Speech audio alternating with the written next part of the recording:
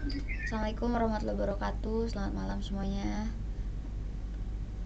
Kita mulai untuk pertemuan malam ini.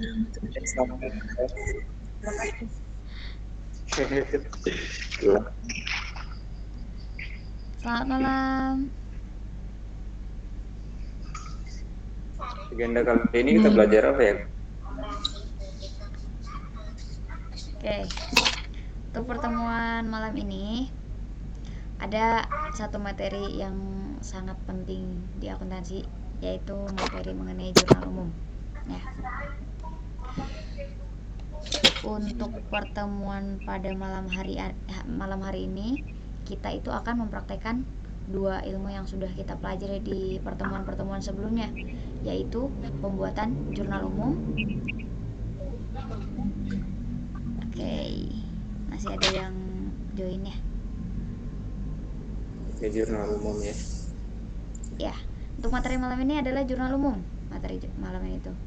Jadi kita akan mempraktekkan dua ilmu yang kemarin, yaitu terkait saldo normal akun sama klasifikasi akun. Udah siap untuk belajar malam ini? Siap. Oke. Siap, Kak. Kita langsung aja ya. Nggak perlu banyak. Siap, Kak, siap. Oke. Gas. Siapa itu? Ariel ya. Tapi nanti bagi filenya ya, Kak. Siap. Kita belajar di Excel. Di Excel, belajarnya di Excel. Saya buka dulu Excel ya, sebentar ya. Excel.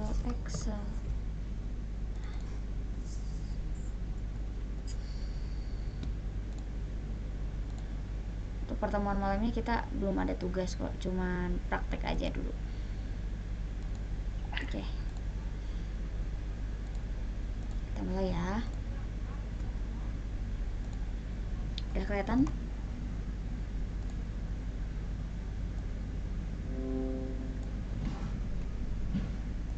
Kelihatan ya?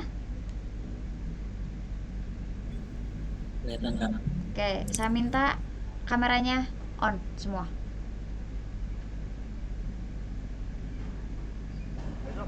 Kamera saya benerin, Kak. Tenang, Kak. Kan enak bisa Mati lampu. Ini buram aku, Kak. nggak apa-apa. Ini kameranya buram. Nggak apa-apa, yang penting mah kelihatan cantik. Belum mandi dari kemarin. Oke, kita mulai ya. Biar kelihatan, biar enak kelihatannya. Kan yang cantik, yang gantengnya tuh kelihatan kalau dibuka kameranya. Oke, untuk pertemuan malam ini kita mulai. Kita akan membahas mengenai jurnal umum. Jurnal umum itu adalah tahapan kedua dari proses pembuatan laporan keuangan yang dinamakan siklus akuntansi. Nah, kita bedah dulu materinya. Jurnal umum itu apa, kemudian prosesnya nanti seperti apa sebelum ke praktek. Kita bedah dulu PowerPoint ini ya. Yang pertama, kita dalam mempelajari suatu ilmu harus mengetahui dulu makna dari ilmu tersebut. Ya, ibaratnya kita masuk jurusan akuntansi, kita harus tahu dulu kan akuntansi itu apa. Seperti yang sudah disampaikan di pertemuan-pertemuan sebelumnya. Nah, di sini jurnal umum itu merupakan jurnal yang membukukan semua transaksi.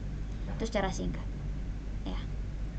Kemudian dalam jurnal umum itu kita sifatnya, kalau dalam bahasa singkatnya, merangkum transaksi yang awalnya merupakan selembaran bukti transaksi ya. Setiap kita bertransaksi ada buktinya. Nah, kita rangkum dalam bentuk jurnal seperti itu. Jadi, sebelum pencatatan melakukan jurnal umum, kita harus benar-benar memahami tentang konsep dasar akuntansi. Makna dari kalimat ini adalah pertemuan yang sebelumnya di 4 kali pertemuan kemarin ya. 4 kali pertemuan kemarin kita membahas mengenai konsep dasar, membahas mengenai saldo normal akun. Ini yang akan kita terapkan dua ilmu yang kemarin itu. Di mana? Di jurnal umum.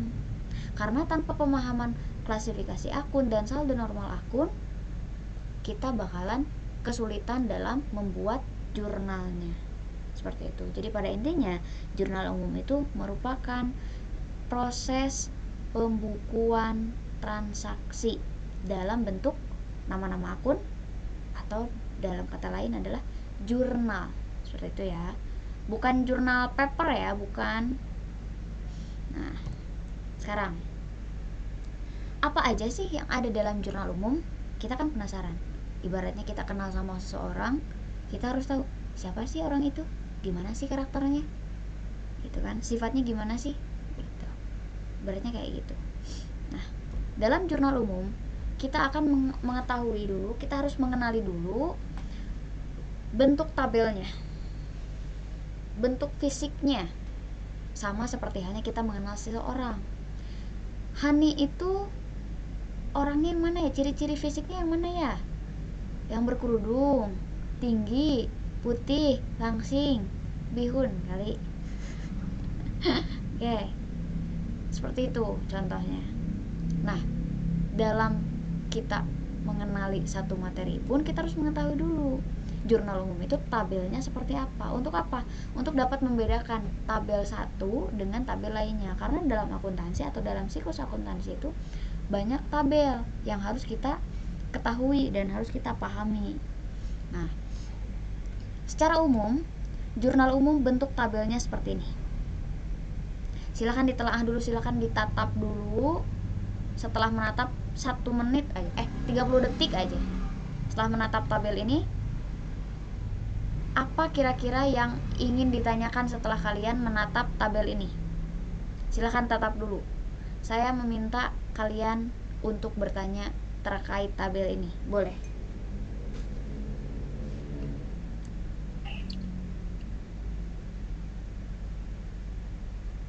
Ada pertanyaan?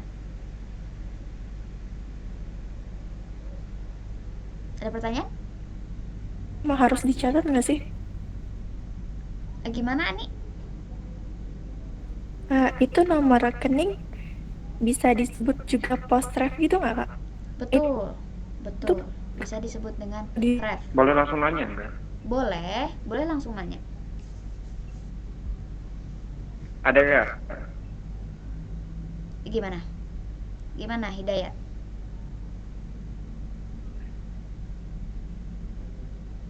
Silakan Hidayat. Mau nanya. Boleh. Boleh.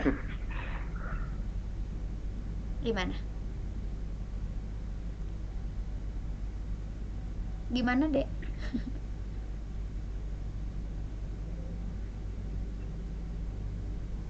Hidayat nge-lag ya?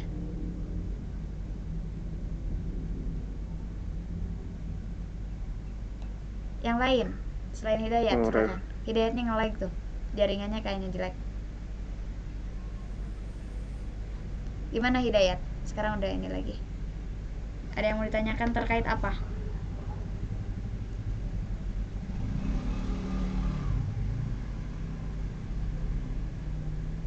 Hidayat. Kak mau nanya Kak, Boleh, Hana silakan. itu nomor rekening di setiap apa sih keterangannya itu pasti ada nomor rekeningnya nggak Kak? Di setiap tanggal gitu. Di setiap tanggal pasti ada nomor rekeningnya, karena kan setiap akun mempunyai nomor rekening yang berbeda-beda. Jadi dalam nomor rekening Jadi itu kayak ref gitu ya? ya betul. Jadi di sini tuh di tabel yang ini, di kolom yang ini boleh diisi ref atau referensi, boleh juga dengan keterangan nomor rekening. Nah, nanti diisinya boleh tanda checklist, boleh nomor rekening, atau boleh nomor akun. Seperti itu. Oke, makasih. Kira-kira itu harus nggak sih, Kak? Harus. Kenapa harus? Karena untuk menandai. Nanti kalau kita pakai referensi di sini ya. Kalau pakai referensi biasanya pakai tanda checklist untuk menandai apa? Menandai bahwa setiap pos akun sudah di posting ke dalam buku besar. Contoh gini. Dalam satu jurnal ada misalkan ada 10 kali transaksi kas. Share screen, Risma share screen. Misalkan ada 10 kali transaksi kas. Rismawati coba di ini lagi, di apa? Di keluar dulu, nanti join lagi. Biar kelihatan. Mungkin Rismanya jaringannya jelek. Nah, misalkan ya, dalam satu jurnal ada 10 kali transaksi kas, ada keluar masuk dalam tanggal yang berbeda. Otomatis 10 kali transaksi kas itu harus diposting ke buku besar kan. Nah, yang diposting ke buku besar itu kalau kita tidak menandai transaksi mana saja, kas yang mana saja, tanggal berapa saja yang sudah diposting, kita bakalan keliru untuk memposting angkanya, nanti bakalan ketuker. Karena mata kita yang namanya manusia pasti ada ya seliweran gitu mata tuh kan, kadang nggak fokus. Nah, itu fungsinya nomor rekening atau referensi untuk menandai transaksi mana saja kah yang sudah diposting ke buku besar. Nanti kita bakalan mengetahui mana yang belum dan mana yang sudah. Seperti itu. Untuk kewajiban atau wajib nggak sih kak pakai referensi atau pakai nomor rekening? Fleksibel, tapi disarankan memakai. Seperti itu ya. Sudah? Ada lagi yang mau tanyakan? Cukup? Jadi bisa bebas ya kak ya? Bisa nulis nomor rekening atau ref kan ya kak ya? Betul, bisa. Tandanya boleh tanda checklist, boleh tanda apapun, yang penting mempermudah kita dalam proses nanti posting buku besarnya. Seperti itu. Berarti itu ngisinya pas waktu udah posting ya kak? Ngisinya pas posting, pas proses posting. Misalkan kita sudah menyusun jurnal umum selesai dan hasilnya balance antara debit dengan kredit, kan kita proses posting buku besar tuh. Nah, kan kita posting satu per satu pasti. Kita kas dulu, selesaikan. Nah, nanti kan di checklist atau dikasih tanda di nomor rekeningnya. Mana saja yang sudah di checklist. Seperti itu, Brio.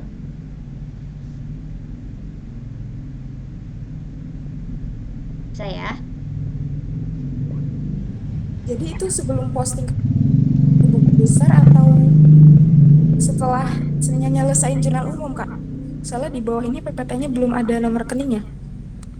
Gimana dek? Coba diulangi. Jadi ngisi nomor rekening ini itu sebelum posting ke buku besar atau setelah nyelesain balance-nya jurnal umum? Setelah nyelesain balance-nya jurnal umum pada saat posting.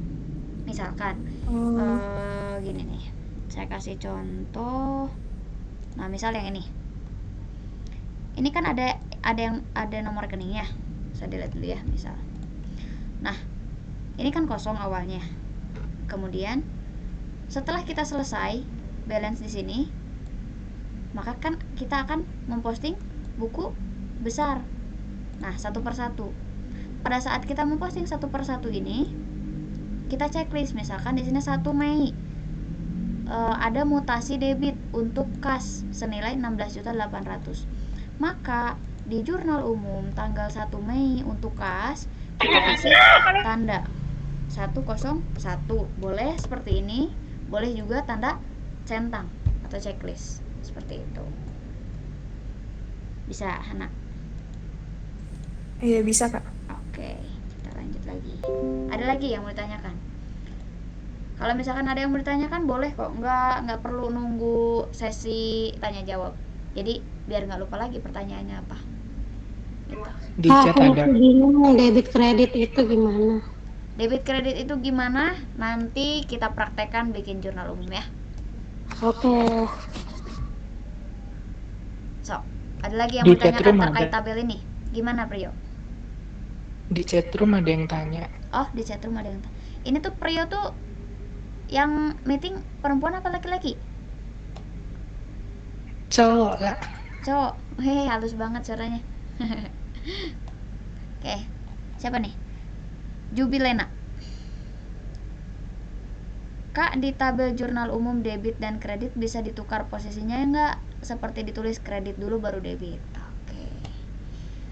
Terima kasih Jubilena pertanyaannya. Kita akan lihat dulu di sini. Untuk jurnal umum, tabelnya wajib seperti ini bentuknya. Tidak boleh kredit dulu sebelum debit. Jadi susunannya adalah tanggal, nama akun, referensi atau nomor rekening, debit baru kredit. Kenapa nggak boleh, Kak? Udah dari sananya. Bukan saya yang tidak memperbolehkan, tapi sudah aturan dari sananya bahwa format untuk jurnal umum seperti ini umumnya. Seperti itu, Jubilena. Dan untuk yang lainnya. Bisa dipahami ya? Nah, buka kameranya. Saya nggak mau lanjutin kalau nggak buka kamera. Oke. Makasih Kak. Siap, sama-sama. Ada lagi yang mau ditanyakan terkait tabel ini?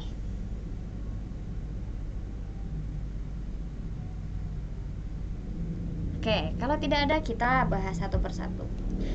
Dalam tabel jurnal umum ada kolom tanggal, yang mana kolom tanggal ini digunakan untuk mencatat tanggal transaksi, bulan transaksi, sama tahun transaksi.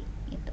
Jadi untuk penulisannya nanti kita catat tahunnya terlebih dahulu di sebelah sini di atas. Di baris kedua kita catat bulannya. Nah, di kolom yang kedua ini untuk tanggal, untuk mencatat tanggalnya. Jadi tanggal di sini semua, untuk tahun dan bulan dicatat sebelah sini. Jadi kita efektif penulisannya, nggak perlu nulis 1 Januari 2022, 2 Januari 2022, tidak perlu kayak gitu.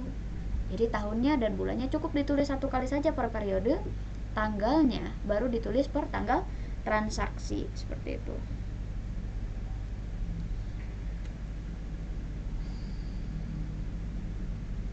Sebentar. Nah, lanjut. Untuk nama akun, kolom nama akun di sini berfungsi untuk mencatat nama-nama akun yang terlibat. Dalam penulisan jurnal, akun tidak bisa berdiri sendiri. Jadi minimal ada 2 akun yang terlibat, debit dengan kredit. Nah, untuk penulisannya nanti, contohnya seperti ini. Ini nanti soal yang akan kalian kerjakan. Tapi jangan di screenshot ya jawabannya, biar bisa. Nah, penulisannya seperti ini.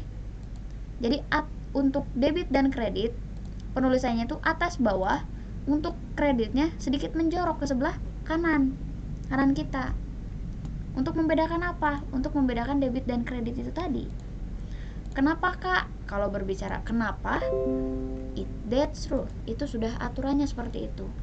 Kalau kita mencatat debit di atas, kemudian yang sebelah kredit di bawah, tapi untuk ratanya sama rata, itu nanti bakalan bisa salah makna atau salah arti nanti. Jadi antara debit dengan kredit nggak ada bedanya, gitu. Jadi untuk penulisan sekali lagi, untuk debit menjorok ke kiri, untuk kredit agak menjorok ke kanan, dan harus dibedakan barisnya. Jadi kayak gini posisinya tuh, kayak zigzag gitu ya. Untuk nama akun. Nah, dalam akuntansi kita menggunakan sistem double entry bookkeeping. Sekali lagi, kalau Jihan setiap pertemuan bikin salvo lihat ya ada perompak. Tadi debit menjorok kemana? Oke. Sampai mana tadi, saya lupa jadinya. Minimal ya, tadi itu minimal untuk jurnal itu ada 2 akun, debit kredit, berarti 1-1.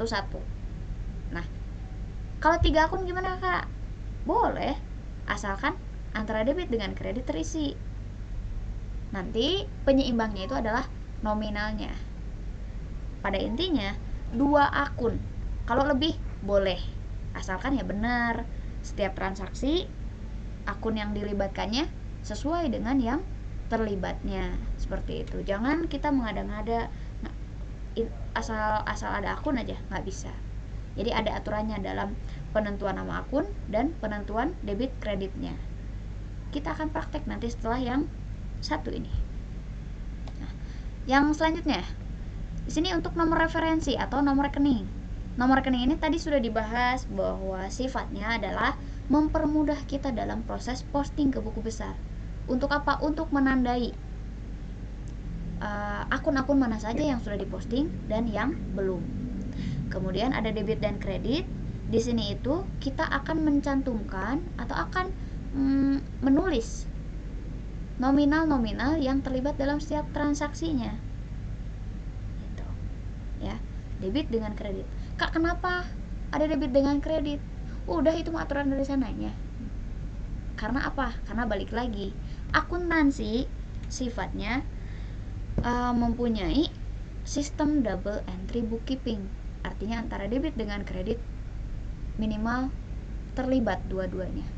Gitu. Boleh 2 akun, boleh lebih. Yang penting nggak boleh cuman 1 akun. Kalau cuman 1 akun, nanti antara debit dengan kredit nggak akan seimbang. Seperti itu. Bisa dipahami? Oke, Iya, mantap. siap. Sip. Selanjutnya, proses pembuatan jurnal umum. Nah, kadang kita itu melupakan apa? Prosesnya seperti apa? Bukan melupakan sih, emang kalau di kampus untuk teknis pembahasan pembuatan jurnal umum tidak terlalu mendetail pembahasannya. Karena kan dikejar waktu, ya. Di kampus itu dalam satu semester terbatas waktunya, hanya 14 kali pertemuan. Belum lagi dosennya sibuk, gak ada waktu buat bahas satu materi dengan sangat mendetail. Kebanyakan, tapi nggak semua dosen ya, cuman rata-rata dosen itu karena terbatas waktu, mahasiswa diarahkan untuk menggali sendiri materi-materi yang akan dipelajari selama 1 semester tersebut. Nah, salah satunya untuk materi jurnal umum ini. Untuk materi jurnal umum ini tuh jarang banget dibahas. Sampai mahasiswa semester 6, 7, bahkan yang sudah lulus pun bikin jurnal masih kelimpungan gitu. Masih bingung penentuan debit kreditnya, penentuan akunnya. Itu nyata terjadi. Gitu. Jadi bukan hanya kita yang maba saja, bukan. Bahkan yang sudah lulus pun ya seperti itulah, karena memang tidak dipelajari secara mendalam. Nah, materi jurnal umum itu sangat materi dasar banget yang harus kita pelajari dan harus kita pahami. Karena dari jurnal umum inilah kalian kalau mau masuk sekolah SMP nggak mungkin ngelewatin SD dulu kan, pasti bertahap. Nah, dalam akuntansi atau dalam mempelajari suatu ilmu pun sama, minimal dasarnya. Kalau dasar sudah terkuasai, mau dibawa kemanapun, mau dibawa ke soal A, B, C, D sampai Z, bakalan bisa. Oke, kita bedah dulu di sini. Proses pembuatan jurnal umum. Yang pertama, kita kumpulkan data atau dokumen transaksinya. Yang pertama, kita harus mempunyai bukti transaksi. Di sini siapa yang ikut organisasi? Hima atau BM ada? Ada, Kak? Ada. Ada. Pasti bagian bendahara selalu mengumpulkan bukti-bukti transaksi setiap anggota yang menggunakan uang organisasi, benar nggak? Iya, betul. Nah, Benar. artinya data-data transaksi tersebut merupakan sumber data yang kita gunakan untuk proses pembuatan laporan keuangan. Kalau di organisasi tidak terlalu seperti laporan keuangan Cipres, tidak. Paling ya sirkulir kas keluar sama kas masuk. Biasanya kayak gitu. Tapi yang kita tandai di sini poinnya adalah data transaksi itu berupa dokumen transaksi. Jangan sampai ada dokumen transaksi yang hilang. Kenapa? Nanti bakalan menimbulkan tanda tanya, kemanakah uang itu pergi? Gitu. Itu pentingnya dokumen transaksi. Yang kedua, kita harus mengurutkan transaksi sesuai dengan tanggalnya. Jadi apabila ada terjadi transaksi tanggal 1 2 kali, tanggal 2 3 kali, ya udah tulis dulu 1-nya 2 kali, tanggal 2-nya 3 kali. Kemudian misalkan ada tanggal 5, ada tanggal 5 lagi transaksinya, meskipun di situ hanya 1 kali tanggal 5, tetap ditulisnya 1. Jangan tanggal 1, tanggal 2 padahal ada tanggal 3 tuh misalkan di situ, kita lewati jadi ke tanggal 5. Nggak boleh seperti itu, tapi harus berdasarkan tanggal termuda sampai tanggal tertua. Artinya dalam dalam kurun waktu tanggal 1 sampai tanggal 30 atau 31 setiap akhir bulan. Seperti itu. Jadi kalau sudah tersusun, kita enak nanti dalam proses pembuatan jurnalnya. Yang ketiga, kita analisis masing-masing dari transaksi. Apakah mempengaruhi ke 5 akun yang sudah dibahas kemarin? 5 akun yang inti itu adalah harta, utang, modal, pendapatan, biaya. Nah, apakah dari setiap transaksi itu mempengaruhi? Nah, kalau mempengaruhi, pasti mempengaruhi. Yang jadi pertanyaannya adalah mempengaruhi akun yang mana? Harta, utang, modal, pendapatan, atau biaya? Bertambah atau berkurang? Itu yang jadi pertanyaan. Di analisis transaksi ini kita perlu memahami jenis transaksinya dulu nanti itu, sebelum kita dapat menganalisis mempengaruhinya kemana. Yang keempat, catat di jurnal umum menggunakan akun yang tertera dalam daftar akun per masing-masing transaksi. Jadi nanti itu dalam soal ada satu tabel yang memuat nama-nama akun yang digunakan dalam satu soal tersebut. Kemudian nomor 5, totalkan dari keseluruhan transaksi sehingga antara saldo debit dengan saldo kredit menunjukkan angka balance. Jadi hasil akhir dari pembuatan jurnal umum itu menghasilkan nominal seimbang antara saldo debit dengan kredit. Misalkan debit dikasih 5.000, kredit juga harus 5.000, nggak bisa beda. Kalau beda nanti salah satu mereka ada yang sirik. Kalau sirik berarti kan marahan tuh. Kalau marahan kita nggak bakalan bisa melanjutkan ke proses selanjutnya, karena di proses awal aja kita udah nggak balance itu. Jadi kuncinya kita bisa melangkah ke proses selanjutnya, buku besar, ada di jurnal umum. Seperti itu ya. Sampai ke laporan keuangan pun awalnya di sini, di jurnal umum. Materi ini sering dibahas di setiap jenjang. Untuk apa? Karena dasar tuh penting. Kita mau melanjutkan pendidikan profesi akuntansi, pasti yang dites dasarnya dulu. Kita mau melanjutkan S2 akuntansi, yang dites dasarnya dulu. Kita mau kerja di bidang akuntansi, yang dites dasarnya lagi. Minimal kita proses pembuatan laporan keuangan bisa, gitu ya. Kalau misalkan kalian mempunyai cita-cita bekerja atau melanjutkan profesi dosen atau sebagai profesional akuntan, usahakan kalian bisa mengerti di dasarnya dulu sebelum melanjutkan ke materi-materi lanjutan lainnya. Itu. Di sini ada yang mau ditanyakan dulu sebelum kita lanjut? Saya boleh, Kak? Boleh, silakan. Kak, itu kan yang di bagian transaksi itu kan harus diurutkan kan ya, Kak? Suaranya kecil, Dek. Cek 1. Nah, mantap, masuk. Masuk. Ya. Itu kan yang namanya transaksi itu kan harus dicatat ya, Kak ya? Ya. Maupun tanggalnya itu sama ya kan? Iya. Nah, contoh saya bertanya ketika kalau contohnya kita organisasi nih, bendahara, kita harus beli perlengkapan kayak pensil gitu ya. Pensil kita membutuhkan 10 dengan harga 117 deh gitu kan. Nah, tetapi dari warungnya itu nggak ada kembaliannya, Kak. Jadi kembaliannya itu 3.000. Jadi kembaliannya itu mau bentuk dalam permen nih, Kak. Jadi bukan dalam ini itu ditulis apa ya, Kak ya? Oh, oke. Saya paham. Jadi gini ceritanya, Kak. Saya ulangi ya pertanyaannya. Ketika Ariel ada di sebuah organisasi, katanya membeli pensil dengan uang yang tidak pas. Berarti kan ada kembalian. Di situ contohnya ada 3.000 kembalian katanya. Tapi yang 3.000 itu dibelikan permen. Nah, unik juga pertanyaannya. Kita mau menjurnal apa katanya akunnya gitu. Kalau untuk masalah teknis seperti itu, kembalian 3.000 Itu diskusikan aja sama kelompok, apakah mau dimasukkan ke biaya ATK, biaya pembelian pensil, atau kita pisahkan. Kalau dipisahkan artinya pensil misalkan dari uang 10.000 beli pensil 7.000, 3.000 kembalian.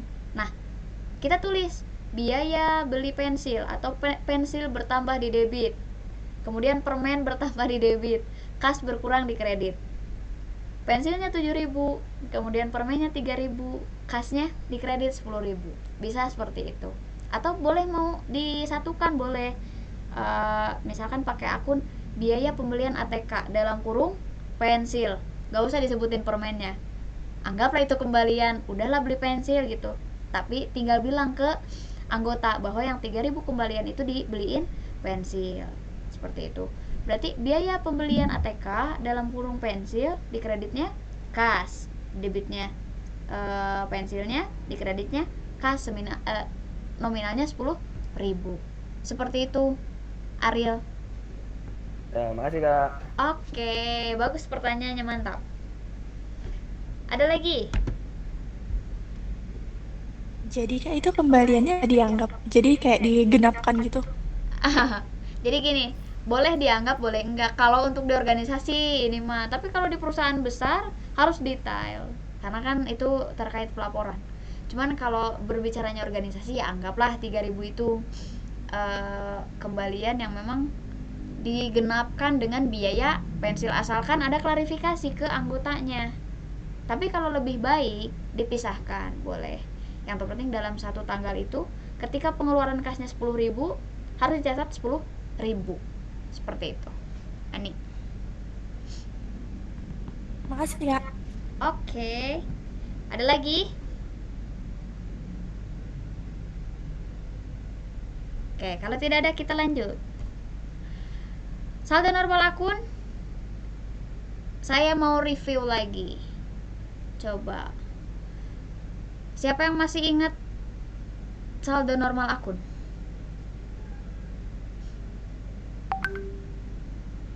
Jihan. Saya mau tes Jihan. Paling apa ini? Jihan, saya mau tes saldo normal akunnya. Coba disebutkan saldo normal akun yang pakai tangan kemarin. Ayo, gimana nih ayamnya? Belum bisa lagi. Kalau yang pakai tangan nggak bisa, belum paham. Ya sok, boleh disebutkan aja.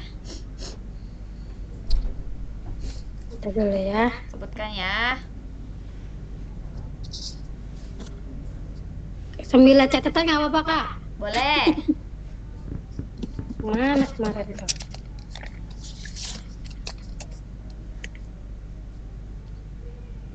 Kita dulu.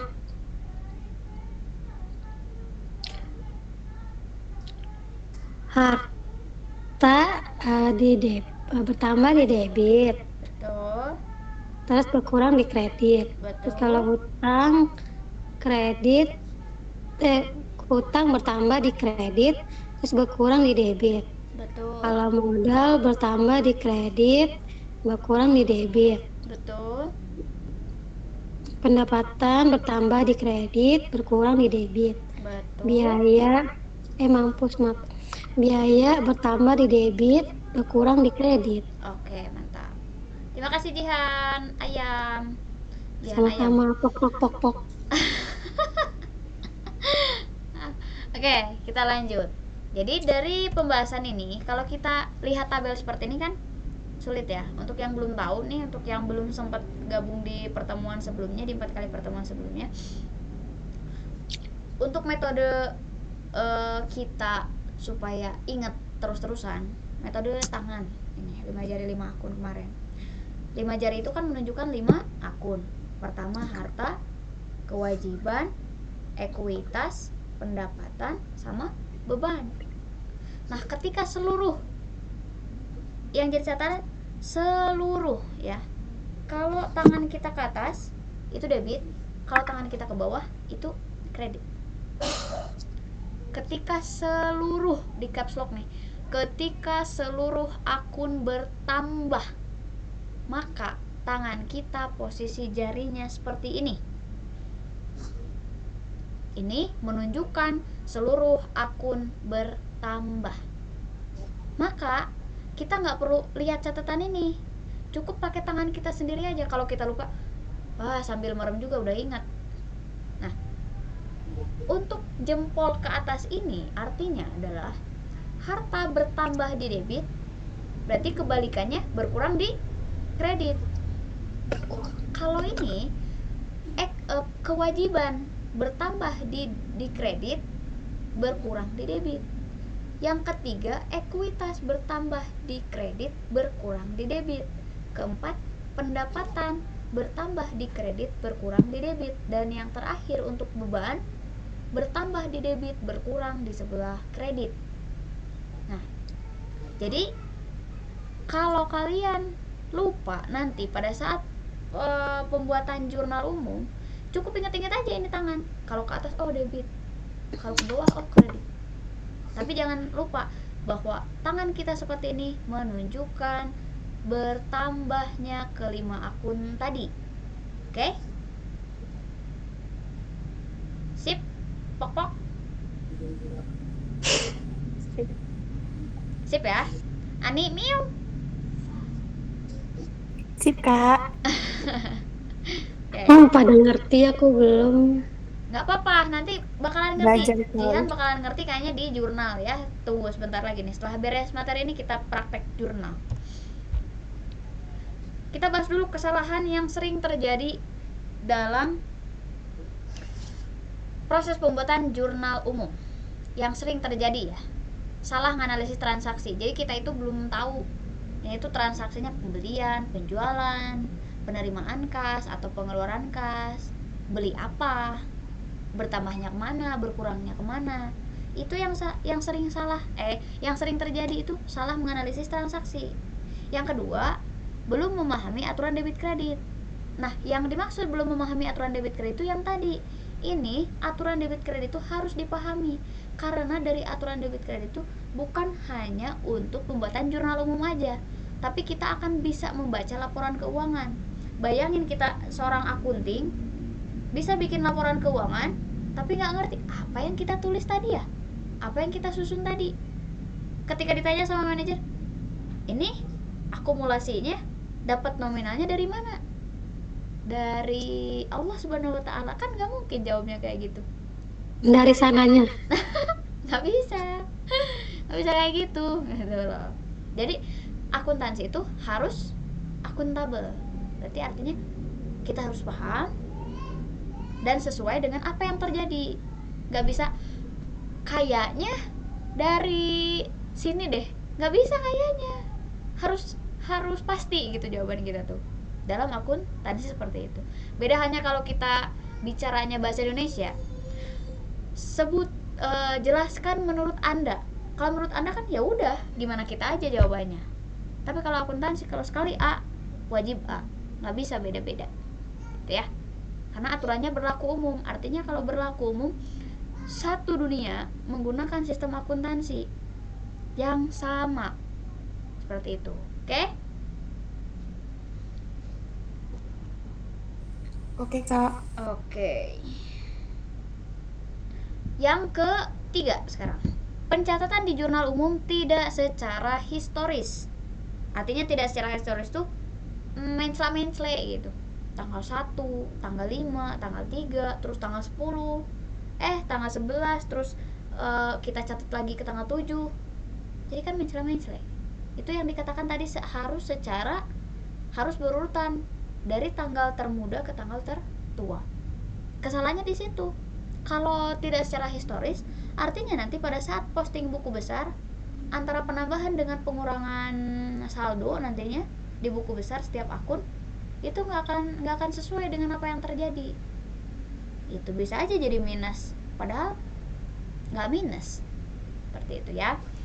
Yang keempat, salah mencatat nomor akun dan jumlah angka yang harus dimasukkan dalam debit dan kredit.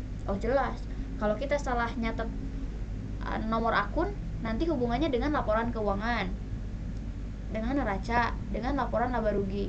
Pos-pos mana aja yang harus dimasukkan ke neraca dan laporan laba rugi. atau ke laporan perubahan ekuitas.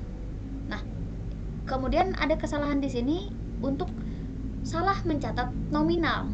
Kita salah ketik 0 aja, nolnya kurang atau nolnya kelebihan, atau misalkan angkanya tertukar, kita mau nulis 725 jadi 752, itu udah beda makna. Itu angka ya, makanya mata kita harus jeli terhadap angka.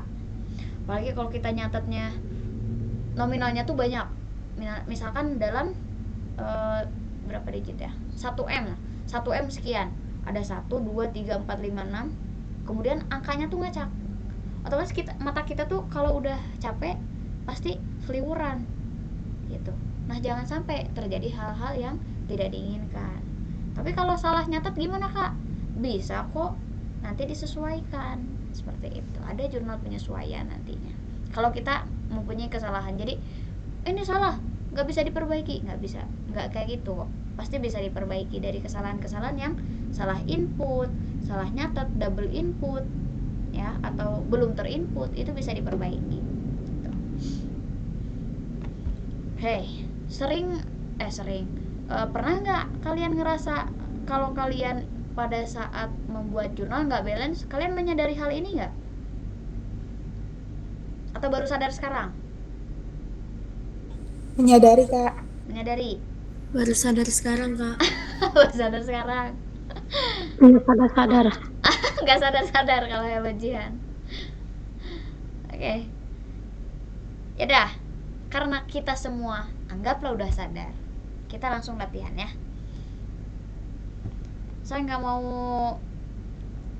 liatin ini, saya mau langsung aja ke Excel nih di sini. Nah, kita praktek. Kak boleh tanya? Oh boleh, silakan. Nomor rekening di setiap perusahaan itu beda-beda ya Kak ya? Oke. Nomor rekening di setiap perusahaan apakah beda-beda atau sama? Jawabannya berbeda-beda.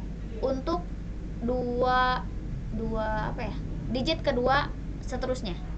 Kalau untuk digit pertama itu pasti sama. Untuk kelompok harta pasti diawali nomor 1, wajib nomor 1. Untuk kelompok kewajiban harus diawali untuk nomor 2. Untuk kelompok ekuitas harus diawali nomor 3. Untuk kelompok pendapatan harus diawali nomor 4. Dan untuk kelompok beban harus diawali nomor 5. Jangan sampai ketukar, harta pakai nomor 2, kewajiban pakai nomor 5, nggak bisa. Jadi harus urut sesuai yang tadi disebutkan. Harta, kewajiban, ekuitas, pendapatan, beban. Seperti itu. Kalau untuk digit kedua sampai seterusnya itu boleh berbeda, tergantung perusahaan tersebut mau berapa digit, mau nomornya berapa. Seperti itu, Prio. Jadi lebih ke jenisnya ya Kak yang beda? Ya, jadi lebih kepada kelompoknya yang berbeda tuh. Kelompoknya. Digit kedua ke belakang nomornya. Misalkan kas di saya 101. Terus di perusahaan Prio 1 strip 1 100. Boleh? Boleh. Yang terpenting angka di depannya yang wajib sama seluruh Indonesia. Seperti itu. Untuk kelompok-kelompoknya. Bisa dipahami semua? Oke, kita lanjut. Udah pada ngantuk belum? Ini karena kita bakalan praktek jurnal umum nih.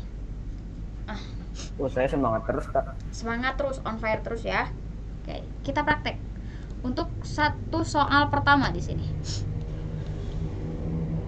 saya akan ngasih tahu dulu bahwa tahapan pembuatan jurnal umum. 1. Analisis transaksi. 2. Penentuan akun yang terlibat. 3. Penentuan kelompok akun. 4. Penentuan saldo normal akun. 5. susun jurnal. Ini dibuka kameranya. Dibuka kameranya. Ayo. Nah, dari kelima tahapan ini wajib dikuasai.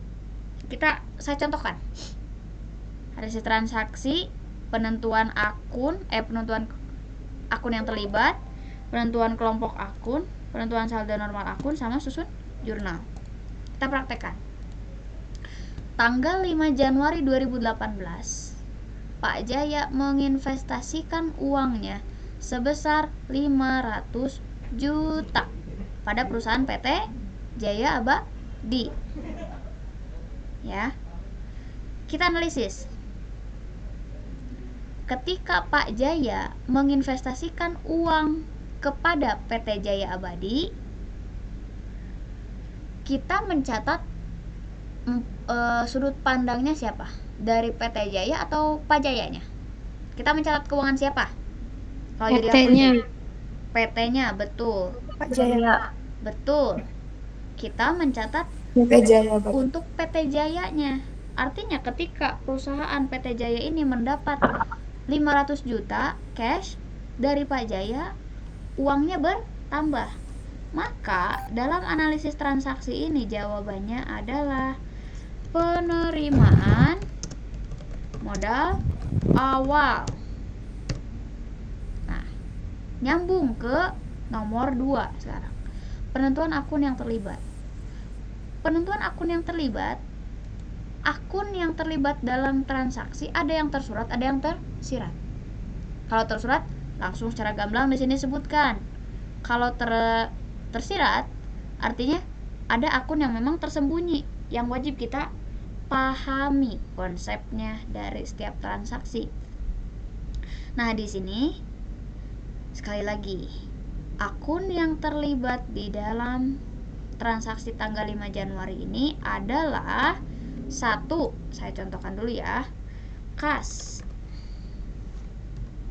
Akun yang kedua, karena di sini tidak disebutkan, kenapa saya bisa mengatakan kas? Karena ada uang di sini, menginvestasikan uang senilai 500 juta.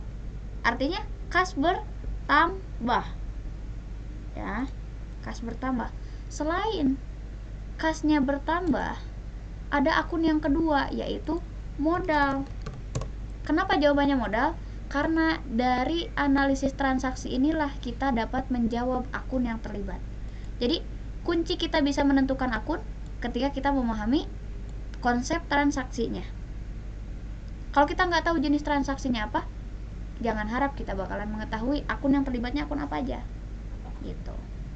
Oke, saling berkaitan antara tahap 1 sampai tahap 5. Kemudian penentuan kelompok akun. Setelah kita mengetahui kas dan modal, kita tentukan juga, atau kita ibaratnya pahami juga, kas itu kelompok apa ya? Kas itu adalah kelompok harta,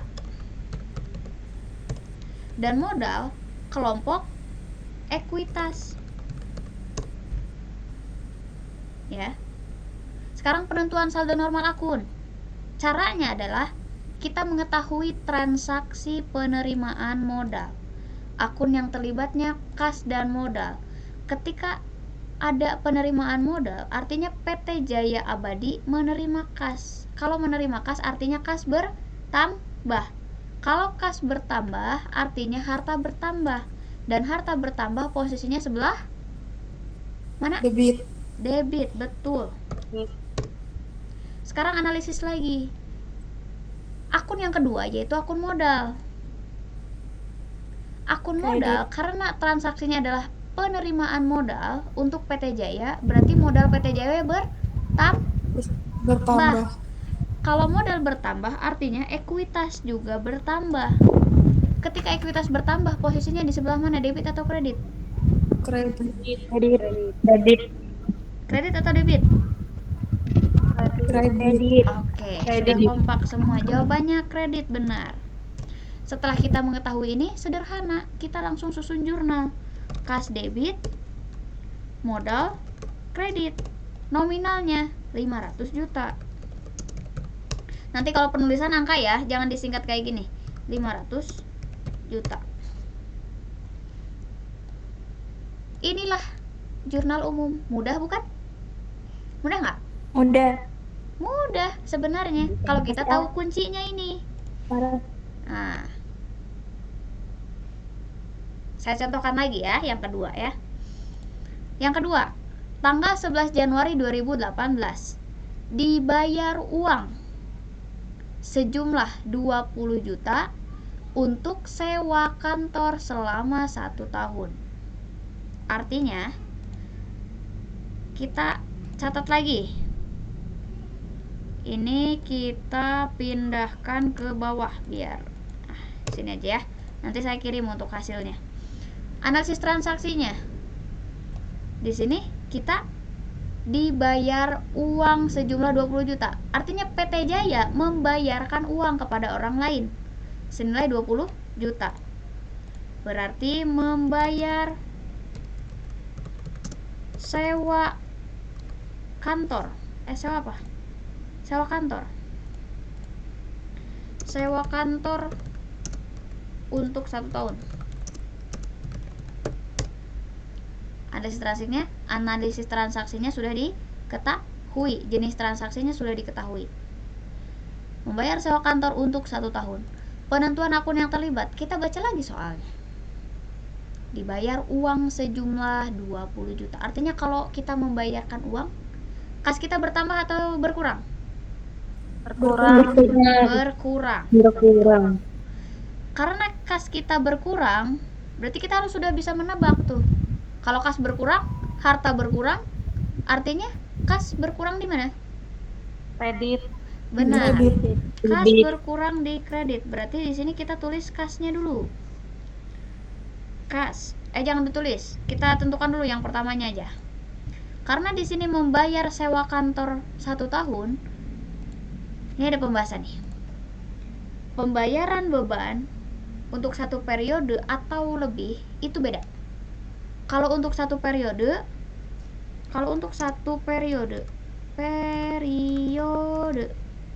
kita langsung tulis beban titik-titik.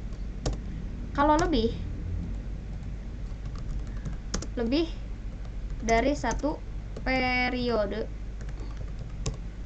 pakai akun beban titik-titik dibayar di muka. Nah, ingat-ingat, jika pembayaran beban untuk 1 periode pakai akun beban titik-titik, artinya yang titik-titik ini tuh kita cantumkan akun apa yang kita bayar atau hal apa yang kita bayar. Kalau lebih dari 1 periode, lebih dari 1 bulan, penulisannya adalah beban titik-titik dibayar di muka. Dan untuk beban ini masuk ke akun beban nomor 5. Kalau untuk beban dibayar di muka ini masuk ke akun harta. Beda. Ya. Nanti ini ada pembahasannya untuk perbedaan ini. Jangan dulu dipikirkan. Pada intinya kalian harus mengetahui perbedaan ini dulu, ya. Oke, kita lanjut. Jadi artinya kalau kita sudah mengetahui bahwa yang kita bayar ini adalah beban sewa kantor dibayar di muka, maka kita tulis beban sewa kantor tipe kantor dibayar di muka.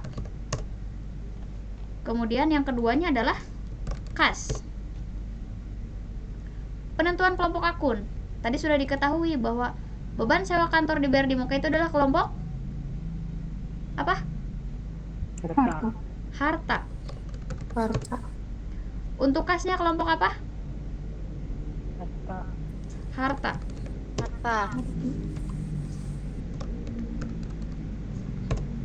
Maka ketika di sini beban sewa kantor, kita membayar beban sewa kantor ya.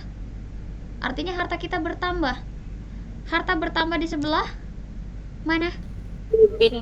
Debit. Dan kas karena dipakai untuk membayar sewa kantor untuk 1 tahun, berarti kas kita dikeluarkannya untuk 1 tahun di muka, artinya bayarnya di awal. Berarti kas kita berkurang atau bertambah? Berkurang. Kalau kas berkurang, berarti harta berkurang. Harta berkurang di sebelah mana? Kredit, betul. Jadi kita susun jurnalnya. Berarti beban sewa kantor dibayar di muka, di debit, kasnya di sebelah kredit. Nominalnya jangan lupa senilai 20 juta. 20 juta. Nah, seperti ini. Bisa nggak bikin jurnal seperti ini tahapannya? Bisa, Kak. Bisa. Kalau bisa, saya mau lihat kalian praktek sebelum ditugaskan ke yang lain, tapi saya mau sampel dulu. Siapa yang mau mencoba? Cung, kita pindahkan dulu. Cung yang mau mencoba, Cung, boleh dibantu kok. Kau mau nanya dulu boleh? Boleh, silakan. 1 periode itu setara dengan 5 tahun ya? Atau Satu Satu periode tahun, itu setara dengan 1 bulan atau triwulan atau semester atau setahun. Jadi tergantung kita melakukan pelaporan akuntansinya per berapa bulan. Itu yang dinamakan 1 periode. Seperti itu, Hana. oh jadi kayak bukan 1 tahun gitu ya, Kak? Enggak. Tergantung kita menyebutnya periode bulan apa atau periode tahun berapa. Kalau misalkan kita menyebutnya periode 2012, periode 2022, artinya kita membahas 1 tahun full, 1 tahun penuh. Kalau misalkan kita menyebutnya periode Januari 2022, berarti itu untuk 1 bulan saja. Seperti itu. Bisa dipahami semuanya? Bisa, Kak. Bisa. Oke, buka lagi kameranya. Kita akan praktek. 1 soal aja. Siapa yang mau mencoba untuk tanggal 3? Dibantu kok. Nggak usah takut, biar paham. Saya, Kak. Boleh, Yani, Saya. silakan. Nomor 3, tanggal 15 Januari 2018 membeli peralatan dan perlengkapan kantor masing-masing sebesar 10 juta dan 5 juta.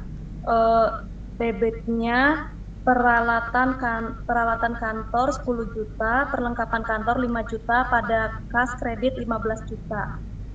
Oke. Sebutkan analisis transaksinya. Analisis transaksinya mana sih ketemu? Jenis transaksinya nih. Ini transaksi apa ya? Kalau contoh di sini pembelian Pembelian peralatan kantor dan perlengkapan kantor. Peralatan kantor dan perlengkapan kantor. Betul. Pembelian peralatan kantor dan perlengkapan kantor. Kenapa Yani menyebutkan bahwa jenis transaksi ini membeli peralatan dan perlengkapan kantor? Kenapa? Alasannya apa? Karena kan di situ ada tulisan membeli. Oke, benar. Jadi clue-nya ada membeli. Kalau membeli kita udah kebayang. Kalau beli berarti uang kita bakalan berkurang. Selain peralatan dan perlengkapan bertambah, karena bayarnya pakai uang, berarti ada uang kas perusahaan yang berkurang nantinya. Oke, sekarang karena sudah jelas tadi bahwa jenis transaksinya pembelian peralatan dan perlengkapan kantor, kita tentukan nama akun yang terlibatnya. Akun apa aja? Peralatan kantor dan perlengkapan. Peralatan kantor. Kemudian apa lagi? Perlengkapan kantor. Lalu ada 2, ada 3.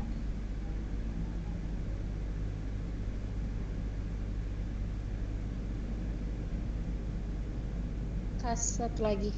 Kas. Kas, betul. Selanjutnya, perlengkapan kantor itu kelompok akun apa? Harta. Harta. Peralatan? Harta juga. Kebalik ya barusan. Kalau kas? Aset. Aset, benar. Harta. Harta juga. Berarti ini harta. Ini yang mana yang berkurang, yang mana yang bertambah ya? Kira-kira. Menurut kalian, peralatan kantor kalau dibeli bertambah berkurang? Bertambah. Bertambah. Bertambah. Berarti peralatan kantor karena harta bertambah di sebelah Debit. debit, benar.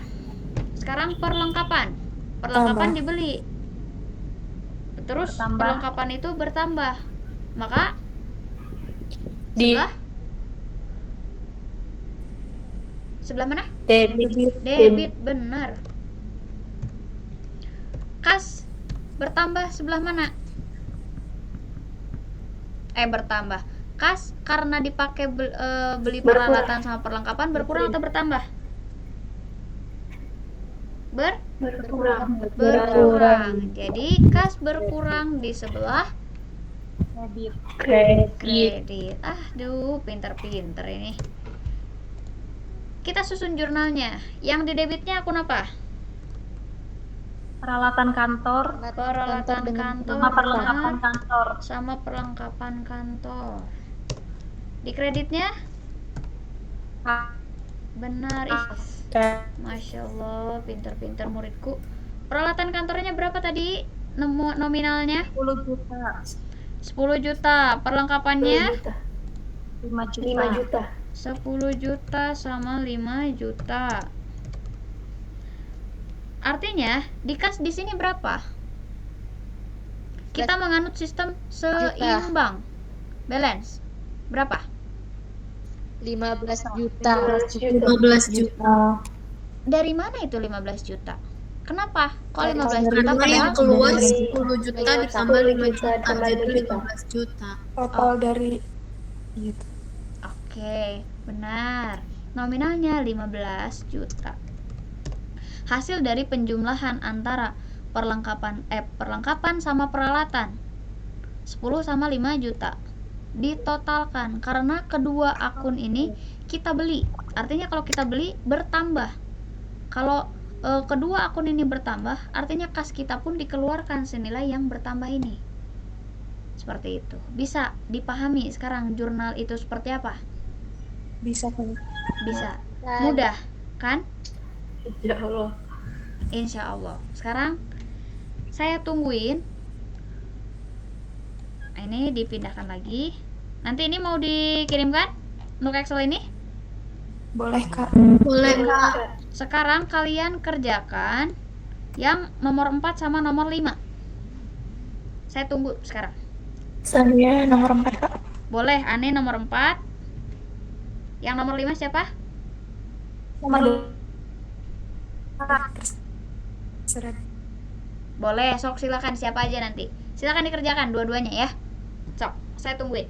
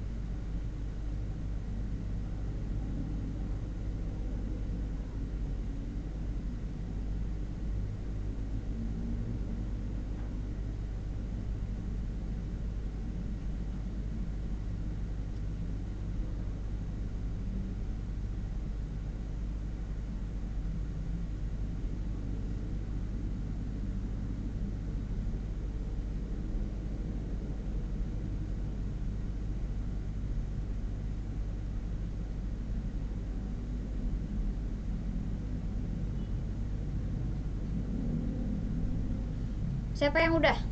Nomor 4. Kak, Udah, oke, kita bahas satu persatu. Yang ngerjain nomor 5 silakan. Gimana ini Ani untuk pembahasan nomor 4 ini? Ya, kalau nomor 4 itu kas pada pendapatan jasa. Jadi kasnya 10 juta, pendapatan jasanya 10 juta. Oke, jawab dulu analisisnya di sini. Analisis transaksinya. Ini jenis transaksinya transaksi apa ini? Cak slide PPT-nya Kak. Menerima pendapatan. Menerima pendapatan. Iya. Oke. Berarti penerimaan pendapatan. Akun yang terlibatnya apa aja? Kas pada pendapatan jasa. Kas dan pendapatan jasa. Iya. Saya tanya dulu. Kenapa di sini ada kas dan pendapatan jasa? Alasannya apa? Pertama karena kas itu karena dia sudah menerima secara tunai. Nah, kalau pendapatan jasa karena pekerjaan yang diberikan itu sudah diselesaikan gitu Kak. Oke, betul. Jadi di sini ada transaksi penerimaan pendapatan dari hasil penjualan tunai. Sebetulnya untuk akunnya, karena ini dari penjualan tunai, boleh pakai akun penjualan, boleh akun pendapatan juga, boleh.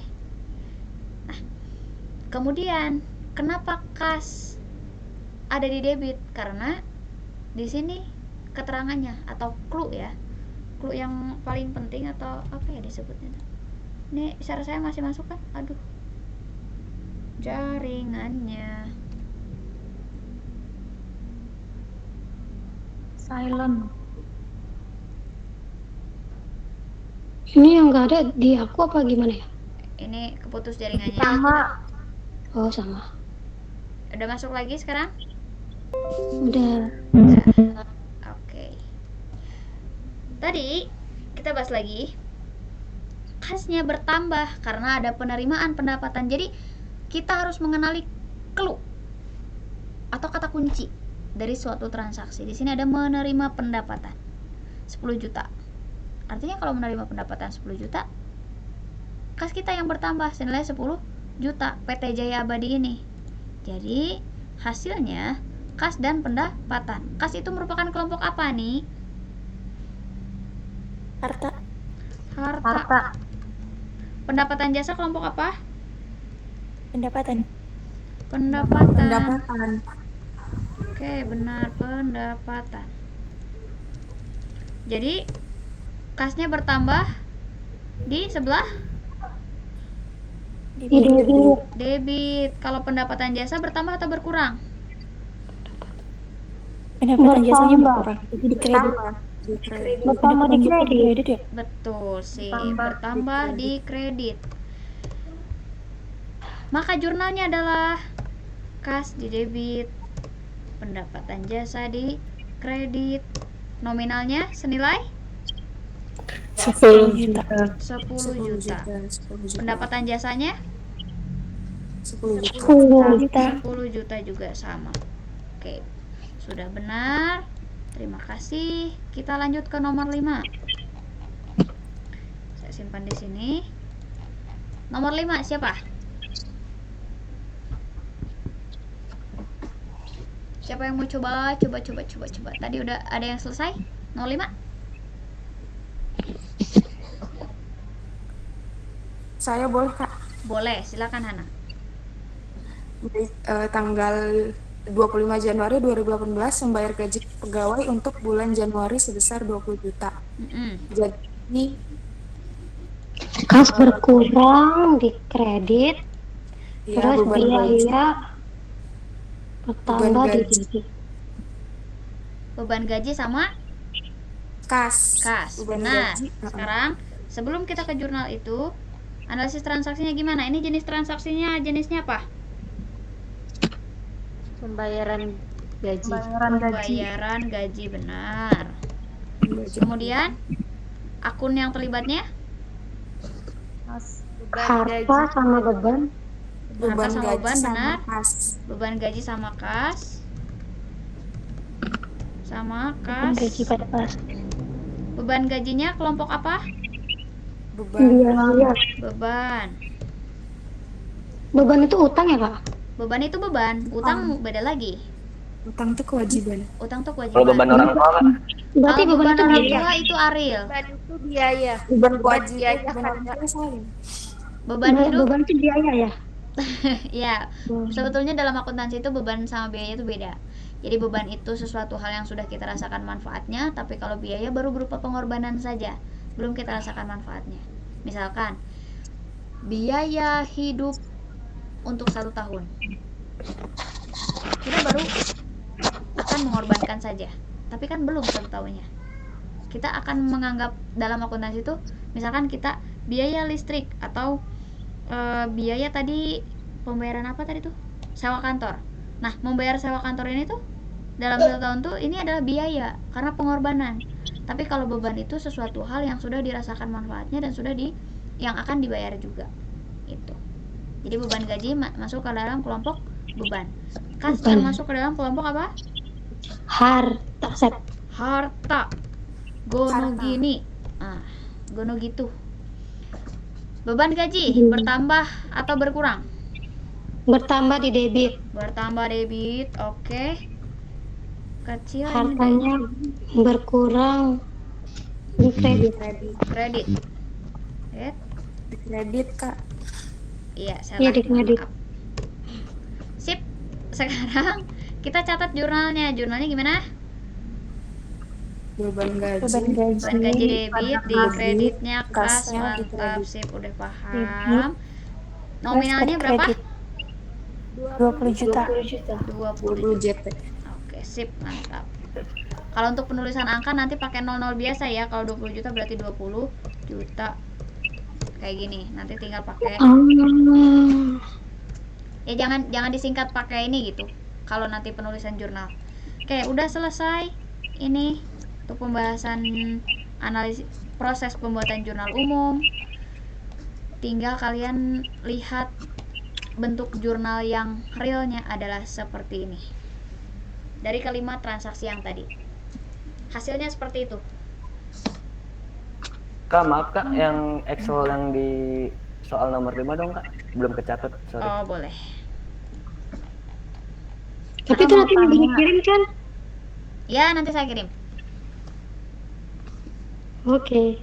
Kak, maaf mau nanya. Boleh, silakan. Kak, kalau untuk yang tadi kan ada asuransi dibayar di muka, itu bisa diganti dengan biaya sewa nggak, Kak? Asuransi dibayar di muka, sewa dibayar di muka ya? Nggak bisa, kalau asuransi ya kita tulis asuransi. Tadi yang nomor 2 sewa dibayar di muka ya, Kak? Iya, nomor 2 tuh sewa dibayar di muka. Nah, itu kan istilahnya untuk belum kita rasakan ya, itu bisa nggak diganti dengan biaya sewa, Kak? Boleh, Jurnalnya?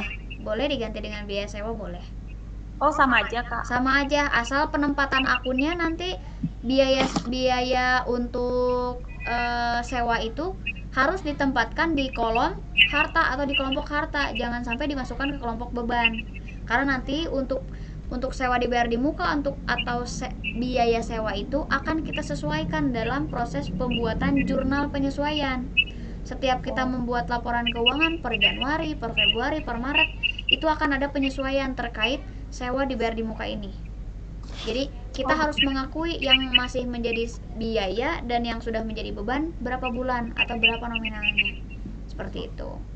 Berarti kalau misalnya segala sesuatu akun yang ada dibayar di mukanya bisa diganti dengan biaya depannya gitu, Kak? Bisa.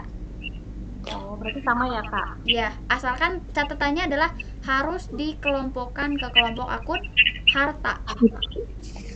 Oke, Kak, makasih. Oke, sama-sama. Ada lagi? Kak, izin nanya, Kak. Boleh. Kalau diskon itu masuknya ke kelompok apa, Kak? Apa? Diskon. Diskon. Iya. Diskon itu Potongan masuk ke kelompok akun pembelian atau beban. Oh, oke.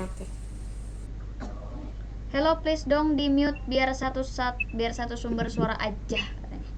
Oh, itu tuh. Hello Jihan, di mute atau pok. Bim, salah Bim jadi apa? Pok pok pok. Oke, ada lagi yang bertanyakan? Silakan. Ini tadi Ariel udah kecatat ini? Ariel? Sudah Kak, sudah. Makasih Kak. Udah. Oke, siap. Ada lagi yang bertanyakan? Ini nanti saya kirim PowerPoint sama Excel-nya. Kalian baca-baca lagi. Nanti di pertemuan selanjutnya kita bakalan praktek lebih banyak lagi. Karena harus dipupuk terus. Ilmu tentang jurnalnya, nggak bisa cuman 5 transaksi dianggap jago, belum tentu gitu. Jadi masih panjang prosesnya ya. Mohon maaf. Oh iya Oke. Kak, mohon maaf Kak. Gimana? Masih Itu tugas kan Kak. yang di bagian Excel Kakak tuh Kak. Mohon maaf deh Kak. Hmm? Di Excel Kakak tuh kan kalau nggak salah kan ada yang menjelaskan keterangan tentang satu periode itu lebih dari satu periode ya. Hmm. Nah, ini itu maksudnya 5 beban atau apa ini Kak? Bukan, ini tuh kelompok 5. Oh, Kelompok. aibu. Ya. Kelompok 5 atau beban. Kalau ini kelompok harta. Kelompok 1 atau dalam kurung harta. Nah, Masih ya kalau Kak ya. ini Maaf. kelompok beban. Jadi itu maksudnya gimana, Kak? Ini bayar beban 1 periode.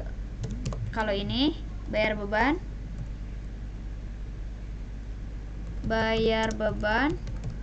lebih dari 1 periode gitu. Pakai ini biar pisah ya. Nah, Pembelian beban. oke. Bisa kelihatan? Ini ya. Bayar beban lebih dari 1 periode harus pakai akun beban dibayar di muka. Ini titik-titiknya tinggal ganti aja pakai akun apa yang kita bayar. Kalau kita bayar kosan berarti beban kosan dibayar di muka. Kalau kita bayar apa lagi ya?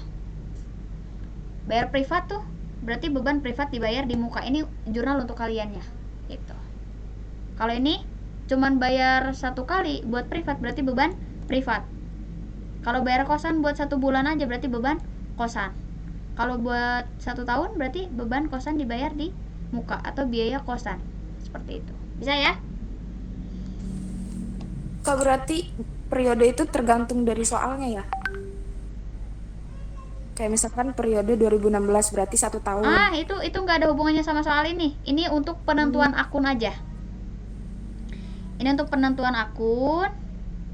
Apabila ada transaksi yang membayarnya 1 periode atau 1 bulan, berarti pakai akun beban. Kalau kita membayarnya lebih dari 1 bulan, berarti 2 bulan atau lebih, pakai akun beban dibayar di muka. Seperti itu.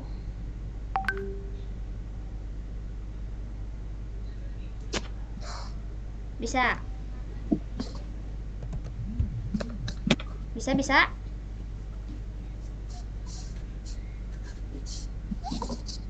Bisa Kak. Oke, ada lagi yang mau ditanyakan?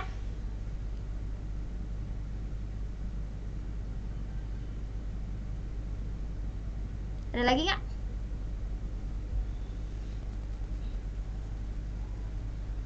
Sepertinya udah capek Kak. Nggak. Udah capek? Oke, udah capek mah kita istirahat ya untuk malam ini. Alhamdulillah untuk pertemuan malam ini sudah selesai untuk pembahasan jurnal umumnya dari awal sampai akhir.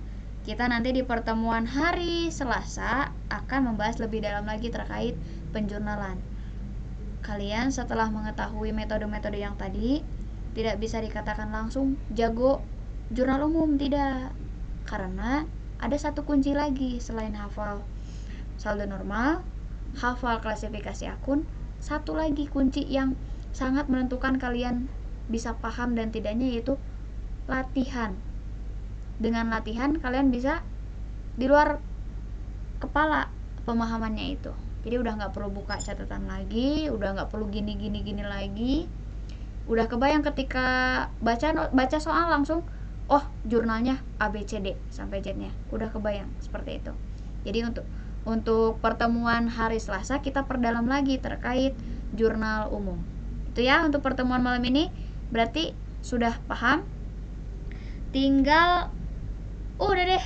selesai dan Kasih tugas, Kak. kasih tugas, siap. Saya akan kasih tugas untuk jurnal umum. Oke, ditunggu di grup. Itu aja paling untuk pertemuan malam ini. Terima kasih atas kehadirannya, terima kasih atas antusiasnya. Semoga bisa diterapkan. Dan jangan lupa latihan, saya akan kirimkan tugasnya. Saya pamit. Wassalamualaikum warahmatullahi wabarakatuh. Sampai jumpa hari Selasa jam yang sama ya. Dadah, selamat malam.